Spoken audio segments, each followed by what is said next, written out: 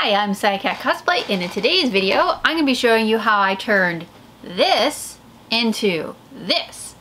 This is the sword from my last video, you might recognize it, and it has now been copied. So this is a resin copy, and today I'm going to be showing you the process that I went through to make this resin copy. That means the molding and casting process. I'm not going to be showing you how I painted it. I have plenty of videos where I show you how I paint things. But this lovely thing is made from Smooth-On's Smooth Cast 300.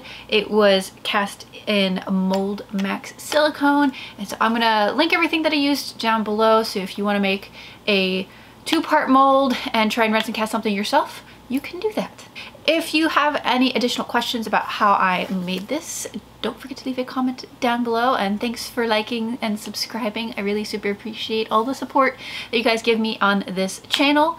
And so now I'm going to show you how I made this. If you don't want to make this for yourself, I have copies available in my web shop. Link is down below. The first step in making a copy of this sword is to clay up the sword. So this is going to be a two-part mold, so you have to layer the mold. That's the wrong word. You have to make two different sides of the mold, and to make two different sides of the mold, you have to make one at a time. So you have to make a surface that you can mold. So you're going to need something to suspend sort of the sword in, and for that I'm using Sculptex soft clay. This is a non-sulfur based clay. Make sure when you are molding and casting, for the molding, use a non-sulfur based clay. If you have clay with any sulfur in it, you're gonna have a bad time. I got this from the Reynolds store, and I'm going to lay the clay in an even layer all the way around the sword. I'm going to smooth it out, and then I'm going to add little divots to make little registration marks. You can also use like little nuts and bolts to make registration marks. You can basically do whatever you want to make registration marks. Just make sure that the sword is lying in there, or whatever you're molding is lying in there, flat and level. I actually had a level to make sure everything was nice and even and nothing was weird or off kilter. This claying up process can take a little bit of time. I think it ended up taking me like 2 evenings worth of just sitting there and fiddling with the clay. You don't have to make it super duper nice looking, but I made it as flat as I possibly could. And once your prop is fully clayed up, it's time to add the mold walls. You can add mold walls in a variety of different ways. I ended up adding mold walls with cardboard. You can use the clay itself to add mold walls. I would recommend using like wood if you have it available. I didn't have wood that I could easily cut up available, so I ended up using cardboard. And once you have your mold walls up, make sure to spray your mold with release. So I was using Ease Release. This is again from Reynolds from Smooth-On. If you don't spray it with release spray, you're gonna have a bad time again. So make sure you always spray things down with release spray so that your silicone will release from whatever you're molding. Once you have your mold ready to go, it's time to mix up your silicone and pour it in the mold. You may note that I also have added a little wire to the end of the tip of the sword. That's to prevent bubbles from accumulating at the tip, and a pour spout. Make sure you add one of those. That's important. All right, now it's time to pour the silicone. Make sure to follow the directions on whatever silicone that you're using and mix at the appropriate ratios. And I'm using Mold Max 30, which does require degassing. So I have a vacuum chamber to degas my silicone with. And I am mixing up batches and pouring it in the mold until it covers every part of the sword. I ended up using a full gallon of Mold Max 30 to pour this mold, and if you're going to be casting something as large as this, I'd recommend getting at least a gallon or 2. So this sword is 26 inches long, and this was a big mold. So pour your silicone in, and then you gotta wait a full 16 hours, preferably 24, for the silicone to cure. This is a long curing time for Mold Max 30. So the next day, once I had poured the one side, I came back and pulled off that layer. Quick note about the second side of the mold. This MoldMax silicone is a tin cure silicone, so it is compatible with Umu silicone. And I had a couple of old Umu molds. I love that word, Umu. And so I cut up those molds and used it as filler for the second side. So if you're seeing my mold later on and the second side has a bunch of purple bits in it, that's the Umu that I used as mold filler. So if you want to bulk out your mold without using too much silicone, you can use old molds, cut them up, and use that as filler for whatever you are molding now.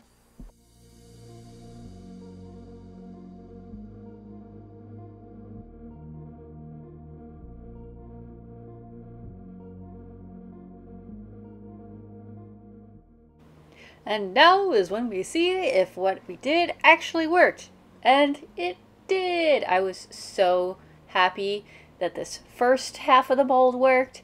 So I demold it, take this half of the mold off, and then take the clay off, and take the sword and mold wall up everything. And then I poured the second side. I did not record pouring the second side, but trust me when I say the second side came out just fine because I now have resin copies. I mean, cause and effect. So the next parts I'm going to be showing you are the actual casting of the sword using the mold.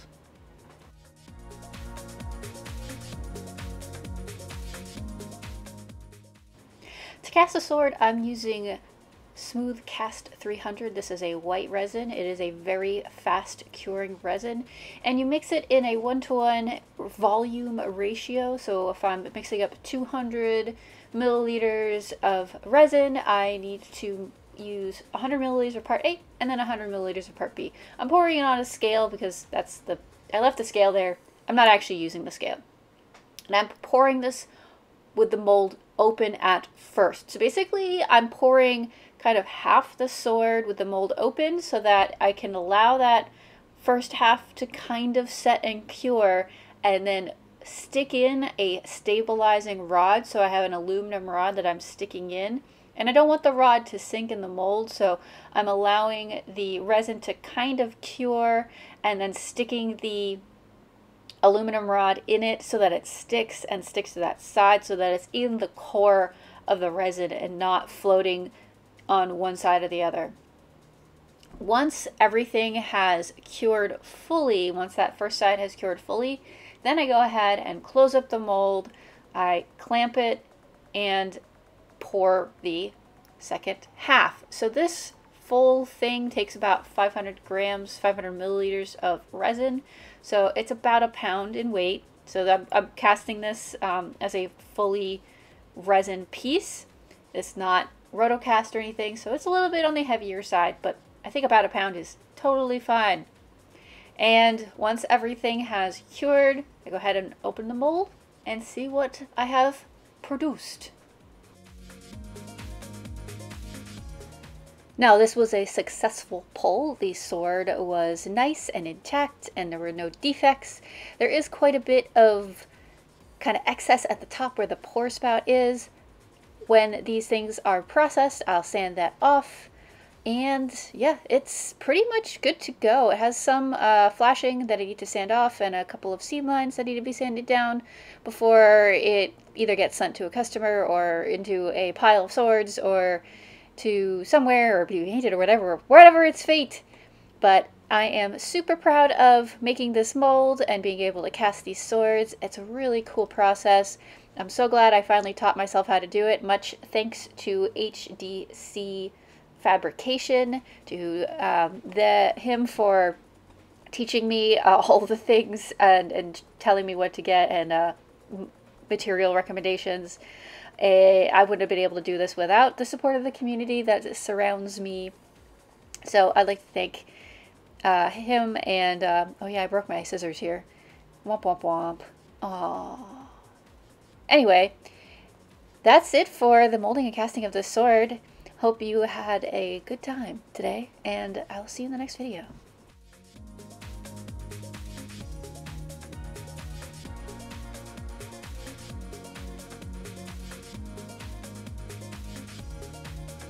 Once again, thanks so much for watching. I really super appreciate you guys watching my videos, and I will see you in the next one.